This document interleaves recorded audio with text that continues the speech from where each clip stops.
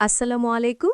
সংবাদে আপনাদের সবাইকে স্বাগতম জানাচ্ছি আমি রোজ। শুরুতেই সংবাদ শিরোনাম। ভেনেজুয়েলার ক্ষমতায় যুক্তরাষ্ট্র নয়, এখনও মাদুরোর মিত্ররাই বহাল। মাদুরোকে আটকের অভিযানে ভেনেজুয়েলায় অন্তত ৪০ জন নিহত। ভেনেজুয়েলায় হামলার বিষয়ে আপত্তি জানিয়ে ট্রাম্পকে ফোন করেছিলেন মামদানি।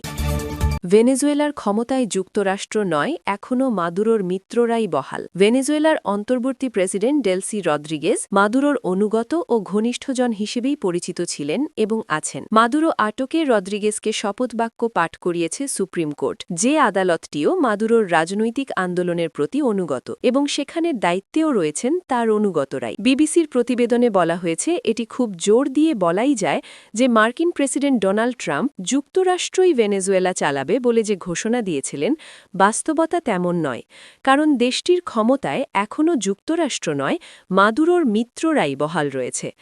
অন্তর্বর্তী প্রেসিডেন্ট রদ্রিগেজ যেখানে বলেছেন ভেনেজুয়েলা নিজেকে রক্ষা করবে, সেখানে ট্রাম্পের বক্তব্যের ইঙ্গিত তিনি আশা করছেন রদ্রিগেজ যুক্তরাষ্ট্রের সঙ্গে কাজ করবে, অর্থাৎ ভেনেজুয়েলার তেল সম্পদের ওপর যুক্তরাষ্ট্রের প্রবেশাধিকার বাড়ানোর বিষয়টি। কিন্তু এই কথা বলে যুক্তরাষ্ট্র আসলে কী বোঝাতে চাইছে?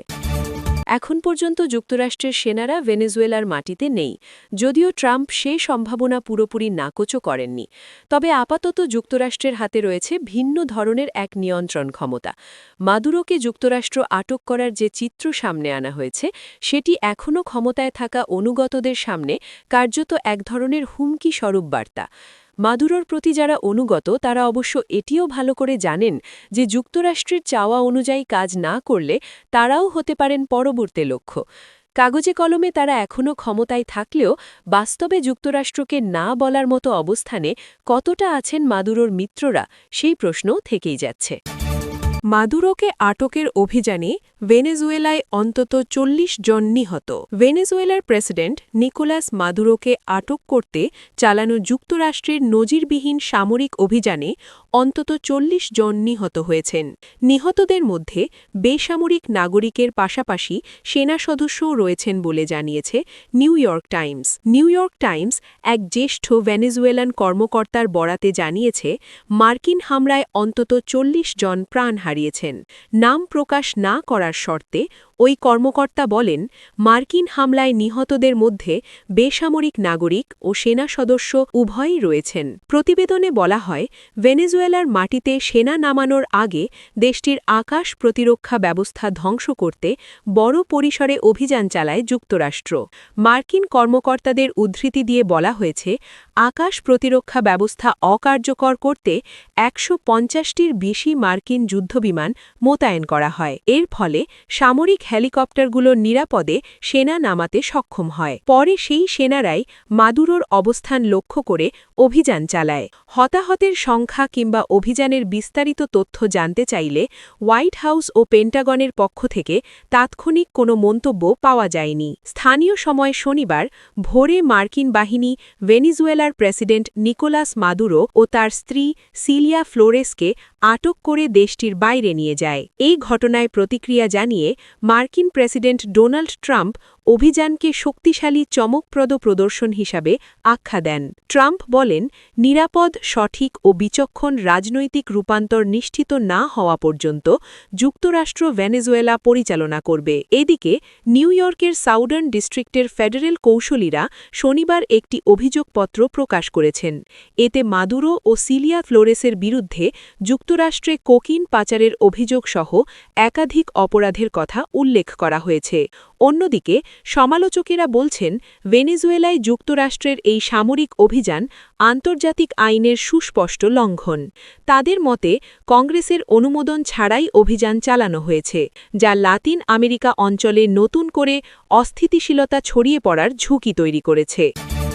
মাদুরো কেন ট্রাম্পের আক্রোশের শিকার হলেন? দক্ষিণ আমেরিকার দেশ ভেনেজুয়েলায় হামলা চালিয়ে দেশটির প্রেসিডেন্ট নিকোলাস মাদুরোকে তার স্ত্রী সিলিয়া ফ্লোরেসকে আটক করে নিউ ইয়র্কে নিয়ে গেছে মার্কিন বিমান বাহিনী। বর্তমানে মাদুরোকে নিউ ইয়র্কের ব্রুকলিনে মেট্রোপলিটন ডিটেনশন সেন্টারে এমডিসিতে নিয়ে যাওয়া হয়েছে। যুক্তরাষ্ট্রের বিভিন্ন সংবাদ মাধ্যম এই তথ্য জানিয়েছে। এ ঘটনার পর থেকেই পুরো বিশ্বের চোখ এখন মাদুরো ও যুক্তরাষ্ট্রের দিকে। সবার প্রশ্ন, মাদুরোর ওপর কেন আক্রোশ যুক্তরাষ্ট্রের? যুক্তরাষ্ট্রের যেভাবে ক্ষমতায় আসেন নিকোলাস মাদুরো। নিকোলাস মাদুরো বামপন্থী প্রেসিডেন্ট হুগো চাভেজ এবং তার দল ইউনাইটেড সোশ্যালিস্ট পার্টি অব ভেনেজুয়েলার নেতৃত্বে রাজনীতিতে উঠে আসেন। একসময়ের বাস চালক ও ট্রেড ইউনিয়ন নেতা মাদুরো চাভেজের উত্তরসূরি হন এবং 2013 সাল থেকে তিনি ভেনেজুয়েলার প্রেসিডেন্ট হিসেবে দায়িত্ব পালন করছেন। চাভেজ ও মাদুরোর ২৬ বছরের শাসনামলে তাদের দল জাতীয় পরিষদ, ন্যাশনাল অ্যাসেম্বলি, বিচার বিভাগের বড় একটি অংশ এবং নির্বাচন কমিশন সহ রাষ্ট্রের গুরুত্বপূর্ণ প্রতিষ্ঠানগুলোর নিয়ন্ত্রণ নেয়। 2024 সালের প্রেসিডেন্ট নির্বাচনে মাদুরোকে বিজয়ী ঘোষণা করা হয়, তবে বিরোধীদের সংগ্রহ করা ভোটের হিসাব বলছে তাদের প্রার্থী এদমুন্দো গনসালেস বিপুল ব্যবধানে জয়ী হয়েছিলেন। মারিয়া করিনা মাচাদোকে নির্বাচনে অংশ নিতে নিষিদ্ধ হওয়ায় তার জায়গায় বিরোধী জোটের প্রার্থী হিসেবে দাঁড়ান গনসালেস। উল্লেখ্য, মাচাদোকে স্বৈরতন্ত্র থেকে গণতন্ত্রের ন্যায়সঙ্গত ও শান্তিপূর্ণ রূপান্তরের সংগ্রামের জন্য অক্টোবর মাসে নোবেল শান্তি পুরস্কারে ভূষিত করা হয়। ভ্রমণ নিষেধাজ্ঞা অমান্য করে তিনি ডিসেম্বর মাসে গোপনে অসলো পৌঁছে পুরস্কার গ্রহণ করেন। এর আগে তিনি কয়েক মাস আত্মগোপনে ছিলেন। কেন ভেনেজুয়েলাকে টার্গেট করল ট্রাম্প? নিকোলাস মাদুরোকে যুক্তরাষ্ট্রের শত শত হাজার ভেনেজুয়েলান অভিবাসীর আগমনের জন্য দায়ী করছেন মার্কিন প্রেসিডেন্ট ডোনাল্ড ট্রাম্প। 2013 সাল থেকে দেশটির অর্থনৈতিক সংকট ও দমনপীড়নের কারণে আনুমানিক প্রায় ৮০ লাখ ভেনেজুয়েলান দেশ ছেড়ে পালিয়েছেন। যুক্তরাষ্ট্রে আসা অভিবাসীরা তাদেরই একটি অংশ। ট্রাম্পের দাবি, মাদুরো কারাগার ও মানসিক আশ্রমগুলো খালি করে সেখানকার বন্দীদের জোর করে যুক্তরাষ্ট্রে পাঠিয়েছেন। তবে তার এই দাবির পক্ষে কোনো প্রমাণ দিতে পারেননি তিনি। তবে ট্রাম্প যুক্তরাষ্ট্রে বিশেষ করে ফেন্টানিল ও কোকেন সহ মাদকের প্রবাহ ঠেকানোর দিকেও জোর দিয়েছেন। তিনি ভেনেজুয়েলার দুটি অপরাধী গোষ্ঠী ট্রেন দে আরাগুয়া এবং কার্টেল দে লস সোলেসকে বিদেশি তন্ত্রাবাসী সংগঠন হিসেবে ঘোষণা করেছেন এবং দাবি করেছেন দ্বিতীয়টির নেতৃত্ব দিচ্ছেন মাদুরো নিজেই। তবে বিশ্লেষকদের মতে কার্টেল দে লস সোলেস কোনো কেন্দ্রীয় কাঠামোবদ্ধ সংগঠন নয়, বরং ভেনেজুয়েলার যেসব দুর্নীতিগ্রস্ত কর্মকর্তা কোকেন পাচারের সুযোগ করে দিয়েছেন তাদের বোঝাতে এই শব্দটি ব্যবহার করা হয়। ট্রাম্প মাদুরোকে ধরিয়ে দিতে তথ্য দিলে যে পুরস্কার ঘোষণা করা হয়েছিল তা দ্বিগুণ করেছেন এবং মাদুরো সরকারকেও এফটিও হিসেবে ঘোষণার কথা বলেছেন। মাদুরো নিজেকে কোনো কার্টেলের নেতা হিসেবে জড়িত থাকার অভিযোগ তীব্রভাবে অস্বীকার করেন। তার দাবি, যুক্তরাষ্ট্র তাদের তথাকথিত মাদক বিরোধী যুদ্ধকে অজুহাত হিসেবে ব্যবহার করছে তাকে ক্ষমতাচ্যুত করতে এবং ভেনেজুয়েলার বিপুল তেল সম্পদের দখল নিতে। যেভাবে ভেনেজুয়েলার ওপর চাপ বাড়ায় যুক্তরাষ্ট্র। গত বছরের জানুয়ারিতে ট্রাম্প দ্বিতীয় মেয়াদে ক্ষমতায় আসার পর থেকে মাদুরো সরকারের ওপর চাপ ক্রমাগত বাড়ানো হয়েছে। প্রথমে ট্রাম্প প্রশাসন মাদুরোকে ধরিয়ে দেওয়ার তথ্য যে পুরস্কার ঘোষণা করা হয়েছিল তা দ্বিগুণ করে।